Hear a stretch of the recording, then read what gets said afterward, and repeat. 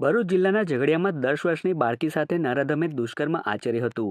આ ઘટનામાં બાળકી હાલ વડોદરાની એસએસજી હોસ્પિટલ ખાતે જીવન મરણ વચ્ચે ઝોલા ખાઈ રહી છે.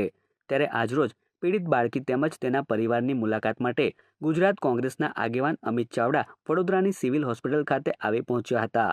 અમિત ચાવડાએ બાળકીની મુલાકાત લઈ તેના પરિવારજનો માટે સંવેદના વ્યક્ત કરી હતી. અમિત ચાવડાએ જણાવ્યું હતું કે ગુજરાતમાં કાયદો અને વ્યવસ્થાની પરિસ્થિતિ કથળી ગઈ છે અને સરકાર માત્ર તાઇફાઓ કરવામાંથી ઊંચી નથી આવતી. અસામાજિક તત્વો પણ બેફામ બન્યા છે, જેઓને ડામવાની જરૂર હોવાનું કોંગ્રેસ આગેવાન અમિત ચાવડાએ જણાવ્યું હતું.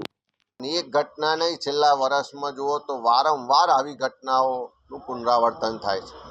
ભૂમાફિયાઓ બેફામ છે, ખનન માફિયાઓ બેફામ છે, ગુંડાઓ, બુટલેગરો, અસામાજિક તત્વો બેફામ છે. અને ગુજરાતમાં જાણે કાયદાનું શાસન જ ના હોય, પોલીસ પ્રશાસનનો કોઈ ડર જ ના હોય.